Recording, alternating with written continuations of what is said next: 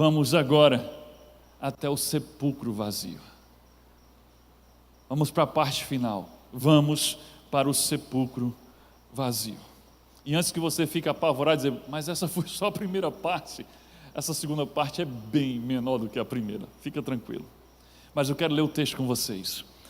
Mateus 27, 55, 61, capítulo 28, de 1 a 6. O texto diz assim: muitas mulheres estavam ali, observando de longe. Aqui ainda estamos no Monte da Caveira. Elas haviam seguido Jesus desde a Galileia para o servir. Olha que coisa incrível, elas não estavam seguindo para serem servidas, para receberem milagres, elas estavam seguindo Jesus para o servir. Que coisa maravilhosa. Entre elas estavam Maria Madalena, Maria, mãe de Tiago e de José, e a mãe dos filhos de Zebedeu. Ao cair da tarde chegou um homem rico de Arimateia, chamado José, que se tornara discípulo de Jesus. Dirigindo-se a Pilatos, pediu o corpo de Jesus, e Pilatos ordenou que lhe fosse entregue. José tomou o corpo, aqui José de Arimateia, conhecido assim, tomou o corpo, envolveu-o num limpo lençol de linho e o colocou no sepulcro novo, que ele havia mandado cavar na rocha. E fazendo rolar uma grande pedra sobre a entrada do sepulcro, retirou-se. Maria Madalena e a outra Maria estavam assentadas ali, em frente do sepulcro. Estavam assistindo tudo. Arimateia foi embora e elas ficaram lá. Depois do sábado, tendo começado o primeiro dia da semana, ou seja, o domingo, Maria Madalena e a outra Maria foram ver o sepulcro. E eis que sobreveio um grande terremoto, pois um anjo do Senhor desceu do céu e, chegando ao sepulcro, rolou a pedra da entrada e assentou-se sobre ela. Sua aparência era como um relâmpago e suas vestes eram brancas como a neve. Tinham guardas vigiando o túmulo para que ninguém roubasse o corpo de Jesus. Os guardas tremeram de medo e ficaram como mortos. O anjo disse às mulheres: não tenham medo, sei que vocês estão procurando Jesus que foi crucificado. Ele não está aqui, ressuscitou como tinha dito. Venham ver o lugar onde ele jazia. Que incrível. Queridos, as Marias estavam lá, acompanharam Jesus desde a Galileia para o servir. Elas foram as últimas a deixarem o Calvário. Enquanto todos fugiram, elas estavam lá. A terra tremeu, os discípulos foram embora, o sol se escondeu, mas as Marias continuaram lá. Elas também foram as últimas a deixarem o túmulo na sexta-feira. Lembra, o texto diz que José de Arimateia fez tudo, mandou rolar uma grande pedra, fechou o túmulo, foi embora e elas ficaram lá sentadas na frente do túmulo.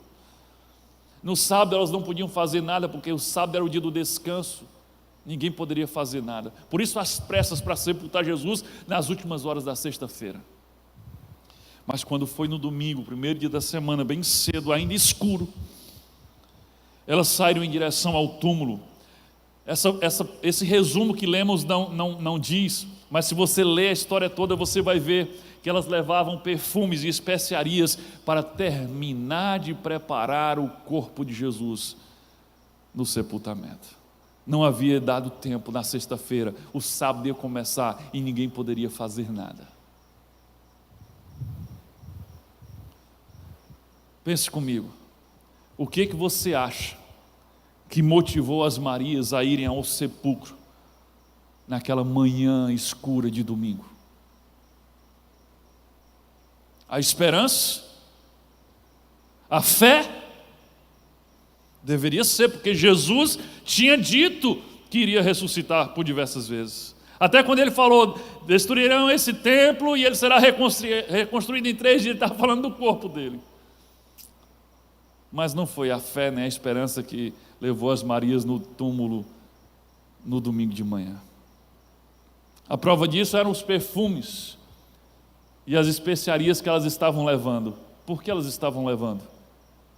O que é que elas estavam indo fazer no túmulo? Elas estavam indo terminar de preparar o corpo de Jesus.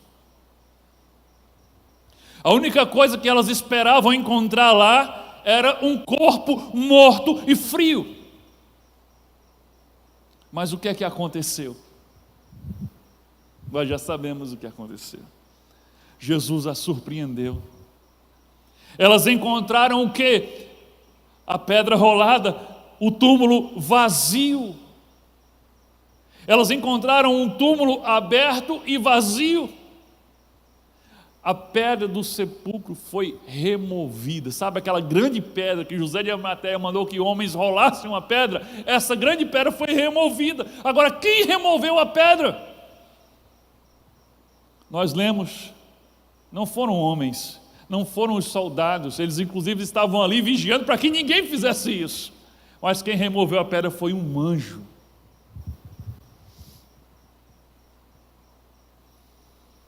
Agora a pergunta é, por que o anjo rolou a pedra do sepulcro?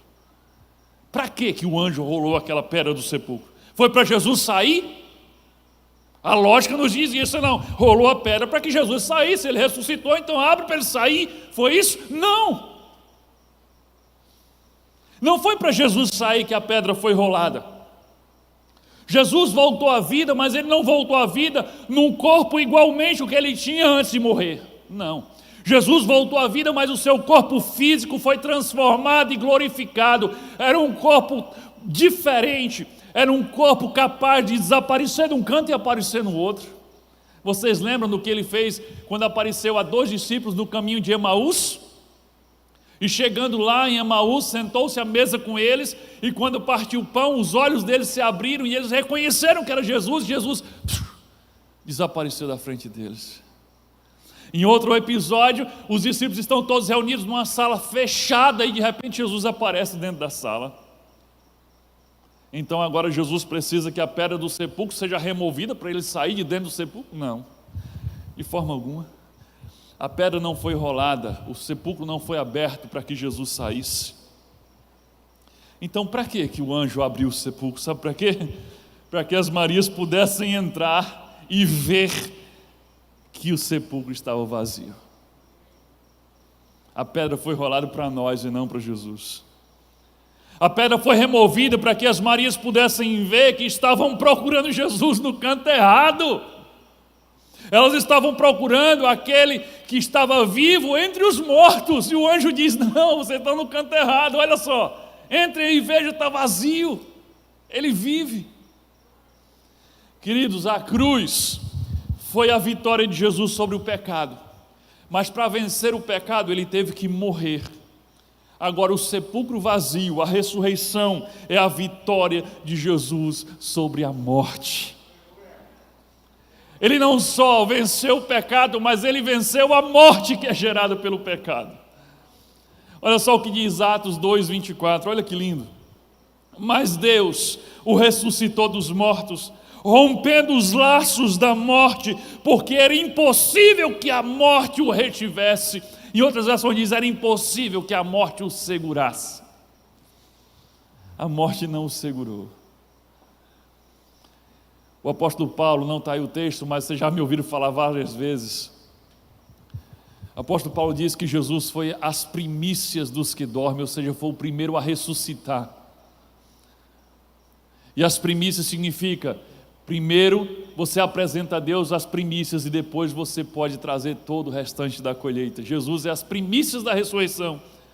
Ele foi o primeiro a ressuscitar com um corpo transformado e glorificado. E ele prometeu que quando vier na sua segunda vinda, o apóstolo Paulo fala sobre isso, na segunda vinda de Jesus, todo aquele que morreu crendo em Jesus vai ressuscitar dos mortos e receber corpos transformados e glorificados.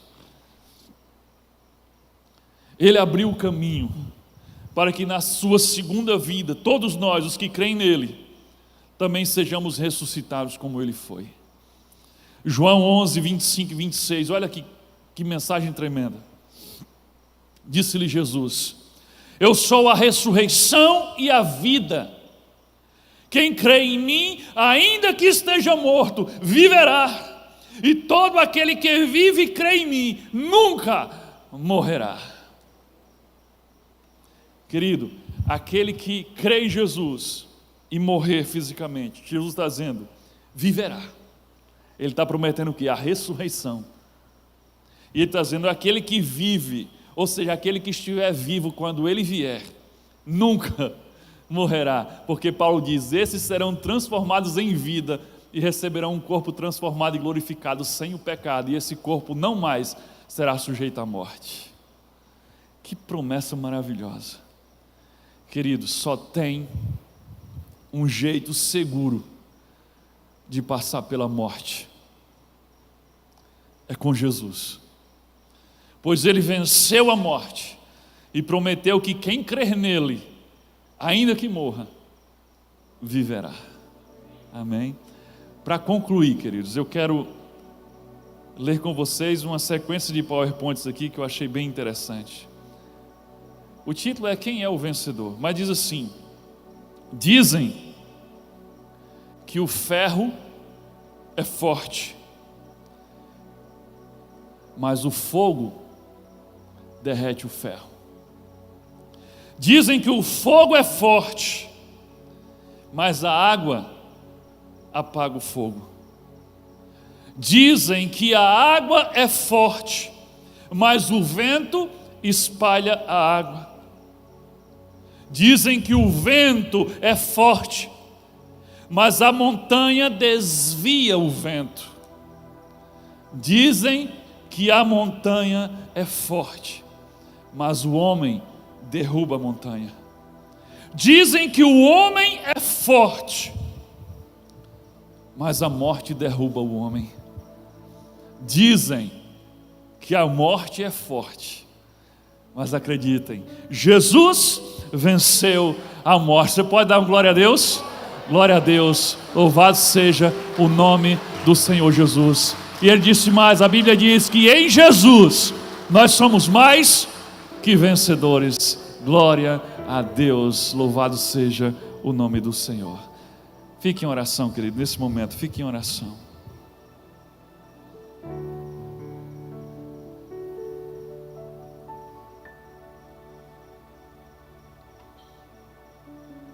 Eu quero falar com você, querido, que está aqui, você também que está em casa assistindo, que ainda não é discípulo de Jesus Cristo. O que é um discípulo de Jesus? Discípulo de Jesus é alguém que primeiro reconheceu que é um pecador, como aquele ladrão na cruz. Ele diz, de fato eu estou aqui porque eu mereço, eu errei. Ele reconhece que está perdido, que é um pecador. Então o discípulo de Jesus, o primeiro passo é esse, ele reconhece que é um pecador, ele reconhece que precisa de um Salvador.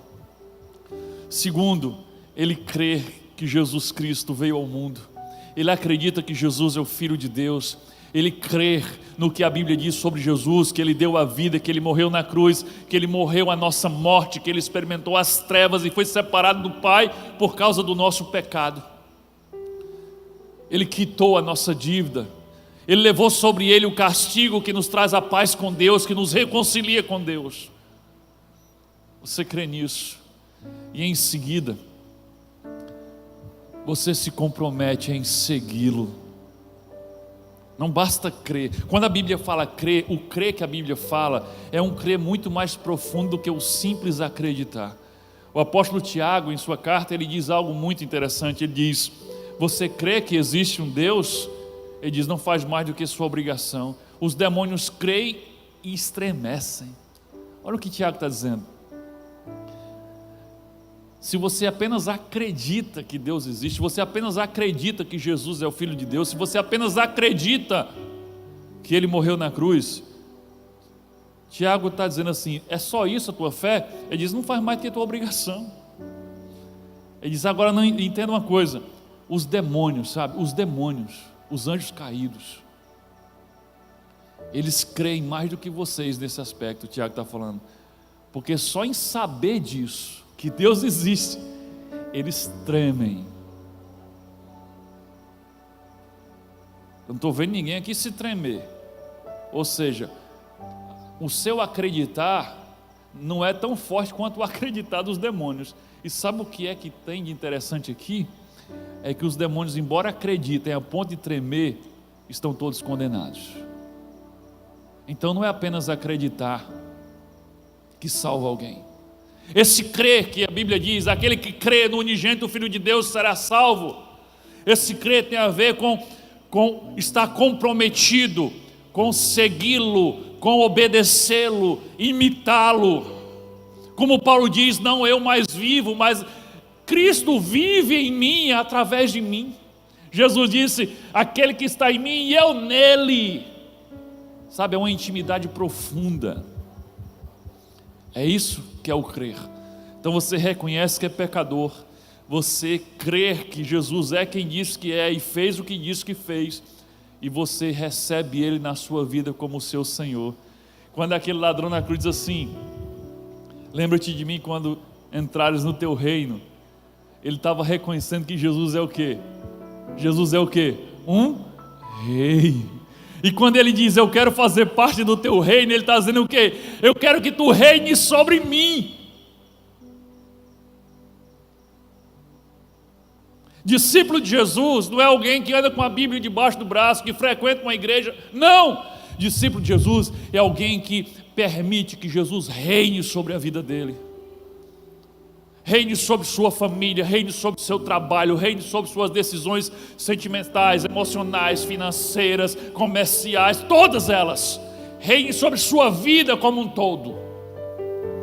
Discípulo é aquele que imita o seu mestre, vive para segui-lo, obedecê-lo e agradá-lo.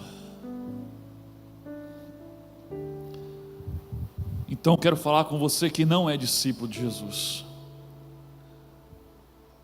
Querido, todo esse sacrifício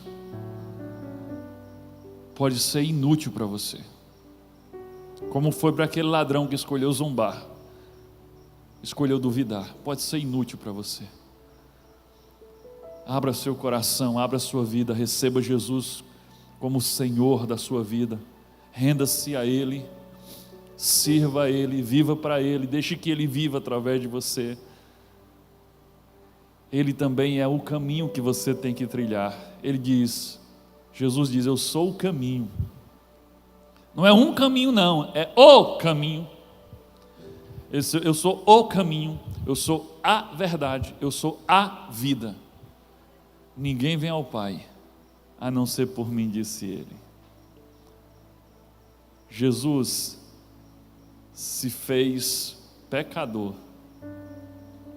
Ele levou sobre ele a sua culpa, para que você pudesse levar sobre si o perdão, a justificação e a santificação. Em Apocalipse 3:20, Jesus diz, eis que estou à porta e bato, se alguém ouvir a minha voz e abrir a porta, eu entro. Então, sabe aquela conversa que diz assim, você tem que convidar Jesus para entrar no seu coração. Papo furado. Você não tem que convidar Jesus, é muito mais profundo que isso. Jesus está batendo na sua porta, você não tem que convidar Ele, entende? Ele está batendo na sua porta. Você ouviu a voz dele?